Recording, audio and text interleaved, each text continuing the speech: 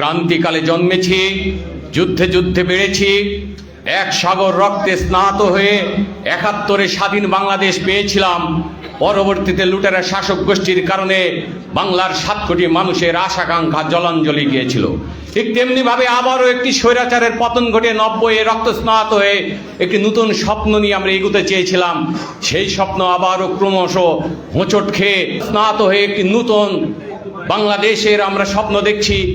আমাদের সেই স্বপ্ন যাতে সফল হয় আর যেন আমাদের রক্ত স্নাত না হতে হয়, সেই আকাঙ্ক্ষাকে সামনে নিয়ে এখন আপনাদের সামনে বক্তব্য রাখছেন আজকের এই মত বিনিময় সভার মাননীয় প্রধান অতিথি দেশ নেত্রী বেগম খালেদা জিয়ার ইস্পাত কঠিন নেতৃত্বে ৯০-এর এরশাদ বিরোধী স্বৈরশাসন অবসানের লক্ষ্যে গঠিত সর্বদলীয় ছাত্র ঐক্য গঠনের অন্যতম মূল কারিগর, মহানায়ক, ডাকসুর সাবেক ভিপি, বাংলাদেশ গণপ্রজাতন্ত্রী বাংলাদেশ সরকারের সাবেক মন্ত্রী, বারবার নির্বাচিত সাবেক সংসদ সদস্য, বাংলাদেশের ৯০ দশকের ছাত্র সমাজের নয়নের মণি, আমাদের সেই ছাত্র জনতার মহানায়ক জনতা জনাব আমানুল্লাহ আমান, জনতা জনাব আমানুল্লাহ আমান এখন প্রধান অতিথির বক্তব্য রাখছেন।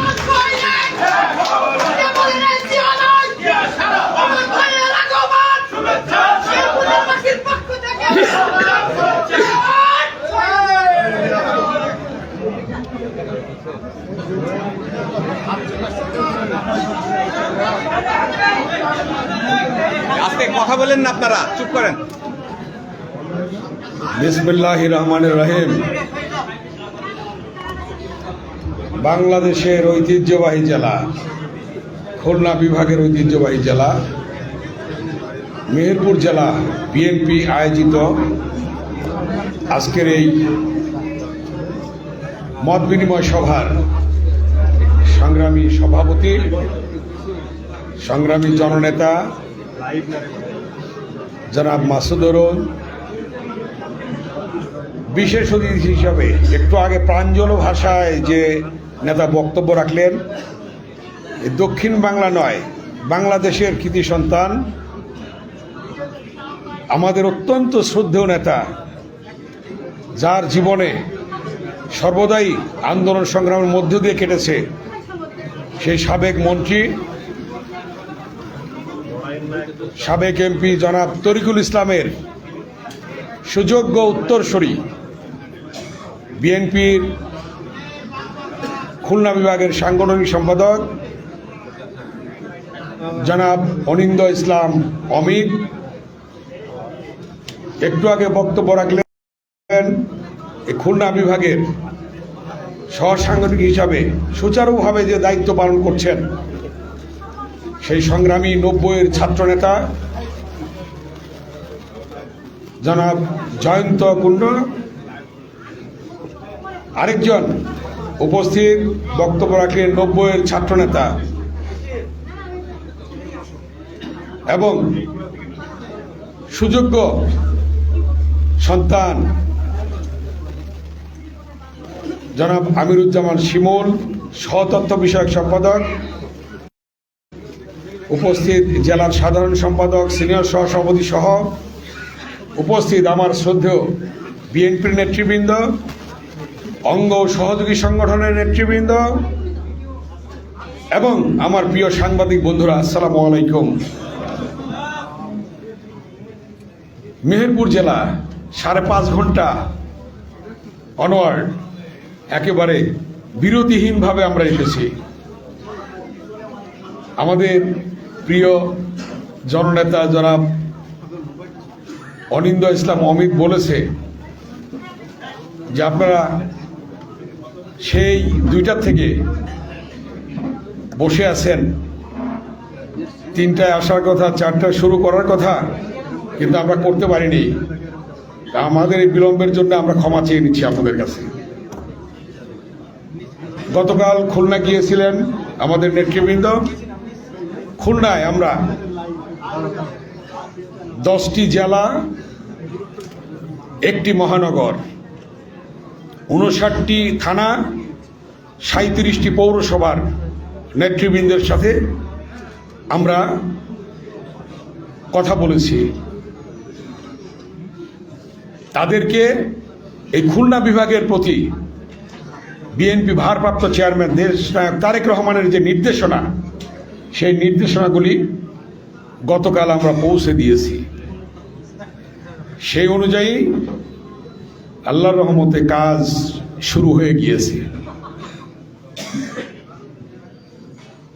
এই মেহেরপুরে নতুন করে কাজ শুরু করার জন্যে, অতীতে আপনারা কাজ করেছেন, আবার নতুন করে কাজ শুরু করার জন্য আমরা এই দীর্ঘ পথ এসেছি এবং আপনাদের সাথে সাক্ষাৎ করার জন্য এসেছি, দেখা করার জন্যে। বিএনপির ভারপ্রাপ্ত চেয়ারম্যান জনাব তারেক রহমানের বার্তা পৌঁছে দেওয়ার জন্যে।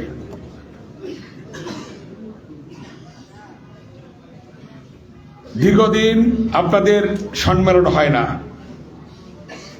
আগামী 3 মাসের মধ্যে বাংলাদেশের সকল জেলা, থানা, ইউনিয়ন, ওয়ার্ড, পৌরসভা, ওয়ার্ড করতে হবে।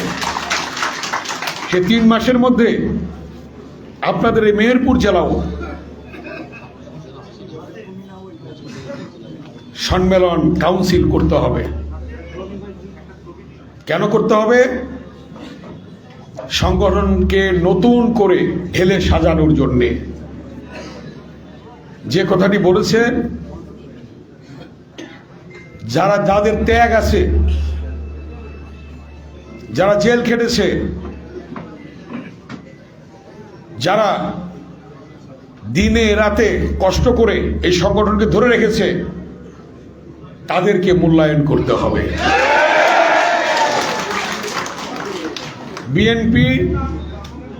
বিএনপির সাথে আজকে কারা সম্পৃক্ত হবে? দীর্ঘদিন আপনারা কমিটি করতে পারেন নাই। ছাত্র দল থেকে যারা বেরিয়ে গিয়েছে, যুব দল থেকে যারা বেরিয়ে গিয়েছে, স্বেচ্ছাসেবক দল থেকে যারা বেরিয়ে গিয়েছে বা অন্যান্য অঙ্গ সংগঠন থেকে বেরিয়ে গিয়েছে, তাদেরকে জায়গা করে দিতে হবে। সকলকে নিয়ে ঐক্যবদ্ধভাবে কাজ করতে হবে। দেশনায়ক তারেক রহমান তিনি বলেছেন, আপনারা তার বক্তব্য শুনেছেন, তিনি বলেছেন ঐক্যবদ্ধভাবে কাজ করতে হবে, ধৈর্য সহনশীলতার সাথে কাজ করতে হবে। ঐক্যের কোনো বিকল্প নেই। কি আছে ঐক্যের বিকল্প? সকলকে ঐক্যবদ্ধ থাকতে হবে। কে পথ পেলাম কে পেলাম না সেদিকে লক্ষ্য না রেখে এই দেশ গঠনের কাজে আপনাদেরকে নিয়োজিত রাখতে হবে। কারণ এমন এক সময়ে আজকে এই কাউন্সিল অধিবেশন হতে যাচ্ছে, আপনাদের ওয়ার্ড, ইউনিয়ন, পৌরসভা, থানা, এমন সময় হচ্ছে দেশ একটি ক্রান্তিকাল অতিক্রম করছে। তারেক রহমান বলেছেন যে অদৃশ্য শক্তি কিন্তু কি করছে? ষড়যন্ত্র করছে। এটা আমাদের বুঝতে হবে। আপনারা যারা নেতা হয়েছেন, হচ্ছেন বা ছিলেন বা হবেন, রাস্তা দিয়ে ঘুরলে একটা সালাম বেশি পাইলে তো পান নাকি? কি জন্য পান? বিএনপির নেতা হওয়ার কারণে। বিএনপিকে মানুষ সম্মান করে, বিএনপিকে মানুষ শ্রদ্ধা করে।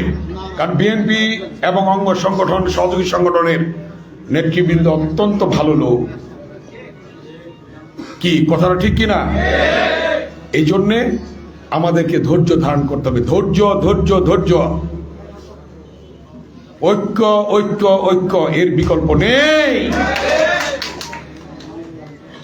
আপনারা দেখেছেন, ইতিহাস জানেন, 52-এর ভাষা আন্দোলনের কেউ কেউ আছেন এখানে, 69-এর গণ অভ্যুত্থানের অনেকে আছেন এখানে, 71-এর মুক্তিযুদ্ধের অনেকে আছেন এখানে, 90-এর স্বৈরাচার বিরোধী আন্দোলনের অনেকে আছেন এখানে, এবং এই 2024 সালে ছাত্র জনতার যে আন্দোলন, তার সাথেও আপনারা সম্পৃক্ত ছিলেন।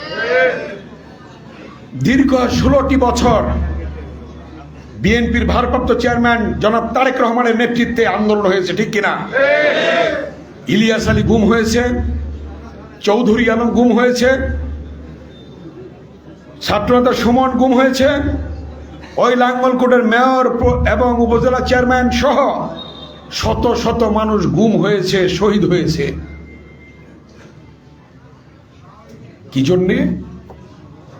দেশ নায়ক তারেক রহমানের 16 বছরের আন্দোলনে এদেশে গণতন্ত্র পুনঃপ্রতিষ্ঠার জন্য ছিল এক দল ছিল জিয়াউর রহমান, মহান স্বাধীনতার ঘোষক। তিনি এক দলের পরিবর্তে, বাকশালের পরিবর্তে বহুদলীয় গণতন্ত্র প্রবর্তন করেন নাই। দেশনেত্রী বেগম খালেদা জিয়া দীর্ঘ 9টি বছর সংগ্রাম আন্দোলন করে সর্বশেষ ছাত্র জনতার আন্দোলনের মধ্য দিয়ে তার আপসীর নেতৃত্বে গণতন্ত্র পুনরুদ্ধার হয়নি। আজকেও 16 বছর তারেক রহমানের নেতৃত্বে আন্দোলন হয়ে যিনি বলেছিলেন দেশ যাবে কোন পথে ফয়সালা হবে, তার সুদূর প্রসারী সেই বক্তব্য আজকে কি সত্যে প্রমাণিত হয় নাই? ফয়সালা কোথায় হলো? রাজপথে ফয়সালা হলো। এবং রাজপথে ফয়সালা হয়ে ছাত্র জনতার সর্বশেষ আন্দোলনের মধ্য দিয়ে আজকে বাংলাদেশে গণতন্ত্র পুনরুদ্ধার হয়েছে, অন্তর্বর্তীকালীন সরকার হয়েছে, বিভিন্ন সংস্কার কমিশন হয়েছে। আমরা চাই যত দ্রুত সম্ভব সংস্কার কমিশনের কর্মকাণ্ড শেষ করে যত দ্রুত সম্ভব একটি নির্বাচন দেওয়ার জন্যে, এবং সেই নির্বাচন হবে বাংলাদেশ অত্যন্ত কঠিন নির্বাচন। সেই নির্বাচনের জন্য আজকে আপনার সংগঠনকে শক্তিশালী করতে হবে। সেই নির্বাচনে বিএনপিকে ক্ষমতা আনার জন্য আপনাদেরকে কষ্ট করতে হবে, ত্যাগ স্বীকার করতে হবে, ঐক্যবদ্ধ হতে হবে, ধৈর্যশীল হতে হবে। কথাটা ঠিক কিনা? এই ব্যাপারে কি আপনারা সেই ধৈর্যশীল এবং ঐক্য এই দুটো জিনিস রাখবেন কিনা, ধৈর্য রাখবেন কিনা বলেন? আমার নেতাদেরকে 2 হাত তুলে আপনারা দেখান, 2 হাত তুলে ঐক্য রাখবেন। ঐক্য ঐক্য ঐক্য এবং ধৈর্য, এই দুটো জিনিস রাখতে হবে। আমরা কি আমাদের নেতা তারেক রহমানকে বলতে পারি যে আপনারা এই ওয়াদা করেছেন? তাহলে আমরা খুব দ্রুত একটি আহ্বায়ক কমিটি আমাদের দেশ নায়ক তারেক রহমান দেবেন, এবং সেই আহ্বায়ক কমিটির মাধ্যমে প্রতিটি ওয়ার্ড থানার, প্রতিটি ওয়ার্ড পৌরসভার, প্রতিটি ইউনিয়ন, প্রতিটি থানা, প্রতিটি ওয়ার্ড, প্রতিটি পৌরসভা কাউন্সিল অধিবেশন করতে হবে। এবং আমাদের নেতারা, আমরা কেন্দ্রীয় নেতাদের ভাগ করে দেব, তারা এখানে আসবেন আপনাদের জেলা কাউন্সিলে, থানা কাউন্সিলে, পৌরসভার কাউন্সিলে। ঠিক আছে? কারণ প্রতিবেশী দেশে থেকে আজকে পতিত স্বৈরাচার ফ্যাসিস্ট হাসিনা ষড়যন্ত্র করছে, চক্রান্ত করছে, বাংলাদেশের ফ্ল্যাগ ছিঁড়ে ফেলেছে, পুড়িয়ে ফেলেছে। এটা করতে পারে না। এই ষড়যন্ত্র আজকে রুখে দিতে হবে। শেখ হাসিনা বলেছিল শেখ মুজিবের মেয়ে পালায় না। কি হয়েছে? বলার কয়দিন পরে পালাইছে? একদিন পরে পালাইছে। একদিন পরে, এক কাপড়ে। খাবার ছিল, খাবার খেতে পারে নাই। 45 মিনিট সময় দিয়েছিল। 45 মিনিটের মধ্যে দৌড়ে গিয়ে হেলিকপ্টারে উঠে চলে গেছে। সেই পালানো যে স্বৈরাচার ফ্যাসিস্ট আজকে ষড়যন্ত্র করছে নতুন করে আবার বাংলাদেশে একটা অস্থিরতা সৃষ্টি করার জন্যে। সেই অস্থিরতা কি সৃষ্টি করতে দেবেন আপনারা? দেবেন না। তাই আজকে টেকনাফ থেকে তেতুলিয়া, রূপসা থেকে পাথরিয়া সারা বাংলার মানুষ ঐক্যবদ্ধ হয়েছে। আপনারা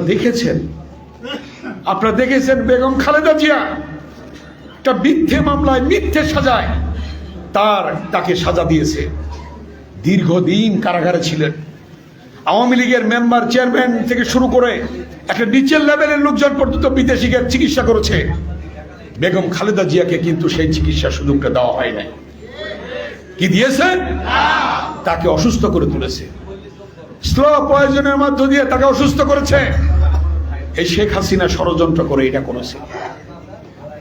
সেই বেগম খালেদা জিয়াকে আল্লাহ তাআলার তরফ থেকে মুক্তি পান নাই। আপনারা দেখেছেন সেনাবাহিনী দিবসে সেনাকুঞ্জের অবস্থা দেখেন নাই? তাকে কিভাবে সম্মান দিয়েছে। এবং প্রধান উপদেষ্টা বলেছে যে আমরা গর্বিত, আজকে 3 বারের প্রধানমন্ত্রী বেগম খালেদা জিয়াকে আমরা এখানে আনতে পেরেছি। কথাটা মনে আছে আপনাদের? সেই সম্মান দিয়েছে, জাতি সম্মান দিয়েছে, আল্লাহ তাআলা বেগম খালেদা জিয়াকে সম্মান দিয়েছে। এবং আগামী দিনে তারেক রহমানকে আল্লাহ তাআলা ক্ষমতা দেবে এবং সম্মান দেবে ইনশাআল্লাহ। সব মামলা চলে যাচ্ছে, মিথ্যে মামলা। বিদেশে বসে আছে, সেখানে তার নামে মামলা, তারেক রহমানের নামে। এরকম মিথ্যে মামলা দিয়ে দাবিয়ে রাখা সম্ভব? ইনশাআল্লাহ আল্লাহর রহমতে খুব দ্রুত তারেক রহমান বাংলাদেশে ফিরে আসবেন ইনশাআল্লাহ। এবং আপনাদের সাথে এসে এমন সময় আসবে, মেহেরপুরে এসে আপনাদের সাথে সমাবেশ করবেন ইনশাআল্লাহ। আপনারা দোয়া করবেন, আপনারা দোয়া করবেন। কারণ কোরআন শরীফের সূরা আল ইমরানে বলা হয়েছে, বাংলা অর্থ, আল্লাহ দিনকে রাত, রাতকে দিন, বাদশাকে ফকির, ফকিরকে বাদশাহ, রাজ্য দান করেন, রাজ্য কেড়ে নেন, সম্মান সৃষ্টি করেন, সম্মান কেড়ে নেন,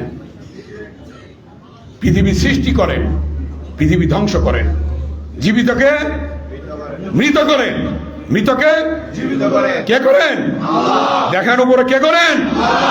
সেই আল্লাহ তাআলা আজকে এই ফ্যাসিস্ট শেখ হাসিনা, খুনের আসামি, গণহত্যার আসামি, যার বিচার হলে 57 জন সেনা কর্মকর্তাকে যে হত্যা করেছে তার জন্য 57 বার শেখ হাসিনার ফাঁসি হবে। যে গণহত্যা করেছে হাজার হাজার ছাত্র জনতাকে, ইলিয়াস আলী চৌধুরী আলম থেকে শুরু করে সুমন শুরু করে যাদের গুম করা হয়েছে, তাদের জন্য কতবার ফাঁসি হবে তার হিসাব নেই। আবার সেই নেত্রী ষড়যন্ত্র করছে, আবার সেই ফ্যাসিস্ট শেখ হাসিনা ষড়যন্ত্র করছে দেশে আসবে। কোনদিন বাংলাদেশের মানুষ আর এই ষড়যন্ত্র গ্রহণ করবে না, গ্রহণ করতে পারে না। আল্লাহ তাআলার তরফ থেকে এটা ফয়সালা হয়ে গিয়েছে। কথাটা ঠিক কিনা? তাই আজকে এই মেহেরপুরবাসী, ঐতিহাসিক জেলার, ঐতিহ্যবাহী জেলার আপনারা মানুষ, আমরা গর্ব করি। কষ্ট হয়েছে আমাদের, কিন্তু বলেছি যে আমরা যাব। গতকালই বলেছি যে আমরা যাব, আমাদের ওয়াদা রেখেছি। আপনাদের ওয়াদা রাখবেন। আগামীতে সংগঠন শক্তিশালী করে যে নির্বাচন আসছে, সেই নির্বাচনে আমাদের প্রার্থী জনাব তারেক রহমান যাকে দেবেন তাকে আপনারা নির্বাচিত করবেন। আবার বলছি, ধৈর্য এবং ঐক্য এই জিনিসটা রাখবেন, এর বিকল্প নেই। তাহলে দেখবেন অন্তর্বর্তীকালীন সরকার অধীনে নির্বাচন হবে যত দ্রুত সম্ভব। সেই নির্বাচনে আল্লাহর রহমতে বিএনপি ক্ষমতায় আসবে এবং ক্ষমতায় এসে 31 দফার মধ্যে যে দফা সংযোজিত করেছেন জনাব তারেক রহমান, যে জাতীয় সরকার গঠন হবে ইনশাআল্লাহ, এবং সকলের মতামত নিয়ে দেশ পরিচালনা করবেন। সকলের মতামত নিয়ে দেশ পরিচালিত হবে এবং সেটা হবে এ দেশের মানুষের জন্য। সেই সরকার হবে মানুষের সরকার, সেই সরকার হবে গণতান্ত্রিক সরকার, সেই সরকার হবে উন্নয়নের সরকার, সেই সরকার হবে আপনাদের সরকার ইনশাআল্লাহ। তাই আজকে আপনাদের প্রতি আমি অনুরোধ রেখে যাব, যে কমিটি আসবে আহ্বায়ক কমিটি, সেই কমিটি নিয়ে আপনারা ওয়ার্ড, ইউনিয়ন, থানা, পৌরসভা কাউন্সিল করে জেলা কাউন্সিল করবেন। আমরা অনুরোধ করব সেই জেলা কাউন্সিলে বিএনপির ভারপ্রাপ্ত চেয়ারম্যান জনাব তারেক রহমান উপস্থিত থাকবেন ইনশাআল্লাহ, ইনশাআল্লাহ থাকবেন। সেটা আমরা সেই প্রত্যাশা ব্যক্ত করছি। আর আপনারা অনেকক্ষণ অনেক কষ্ট করে বসে আছেন, আমি আর বক্তব্য দীর্ঘায়িত করব না। ইতিহাস সৃষ্টি হয়েছে অতীতে, আবার আরেকটি ইতিহাস সৃষ্টি হবে, আরেকটি ইতিহাস সৃষ্টি হবে ইনশাল্লাহ। আল্লাহর রহমতে আপনারা দোয়া করবেন। দীর্ঘ 9টি বছর আন্দোলন সংগ্রাম করে যিনি আজকে অসুস্থ হয়েছেন, দেশনেত্রী বেগম খালেদা জিয়ার জন্য দোয়া করবেন, আল্লাহ যেন তাকে সুস্থ করে আমাদের মাঝে আবার ফিরিয়ে আনে, এবং দেশনেত্রী তারেক রহমানের জন্য দোয়া করবেন, তিনি যেন আমাদের মাঝে ফিরে আসেন, এই দোয়া করবেন আপনারা, এবং সকল ঐক্যবদ্ধভাবে থাকবেন। ঠিক আছে? আমরা দেখলাম বাইরে আপনারা বসছেন, বাইরে অনেক আমাদের বিভিন্ন বিএনপির এবং অঙ্গ সহযোগী সংগঠনের নেতারা বাইরে বসে আছে। তা আমরা সিদ্ধান্ত নিলাম যে সভাপতিকে বললাম যে সকলকে ভিতরে নিয়ে আসেন। কি আপনারা খুশি হয়েছেন? আপনাদের সকলের অংশগ্রহণে আজকে এই সমাবেশটি ভালো হলো না? মত বিনিময় সভাটি ভালো হলো না? ইনশাল্লাহ আপনারা ভালো মানুষ, ভালো থাকবেন, ভালো মতো সংগঠন করবেন। আমার মা বোনেরা আছেন, অর্ধেক কিন্তু মহিলা। কি অর্ধেক মহিলা না? ভোটারের অর্ধেক মহিলা, কিন্তু সেদিকে লক্ষ্য রেখে মহিলা দলকে আরো শক্তিশালী করতে হবে, আরো শক্তিশালী করতে হবে, এবং অঙ্গ সহযোগী সংগঠন যেগুলি আছে প্রত্যেকটা অঙ্গ সহযোগী সংগঠন শক্তিশালী করতে হবে, ঢেলে সাজাতে হবে। আজকে এই বার্তাই দেওয়ার জন্যে বিএনপির ভারপ্রাপ্ত চেয়ারম্যান জনাব তারেক রহমান আমাকে, জনাব অনিরুল ইসলামকে, অমিতকে এবং আমাদের জয়ন্ত কুমার কুণ্ডকে, শিমুলকে পাঠিয়েছেন। আপনারা সে কাজগুলি দয়া করে করবেন আপনারা, এটাই আমাদের বিনীত অনুরোধ। কি বলেন আপনারা? ঠিক আছে? ঠিক আছে। আরেকটা কথা, যদি কেউ দেখেন আমাদের দলের পক্ষ থেকে, দলের কেউ যে কোনো ধরনের কর্মী হোক চাঁদাবাজি বা মাদকের সাথে জড়িত থাকে, তাকে আপনারা কমিটিতে রাখবেন না।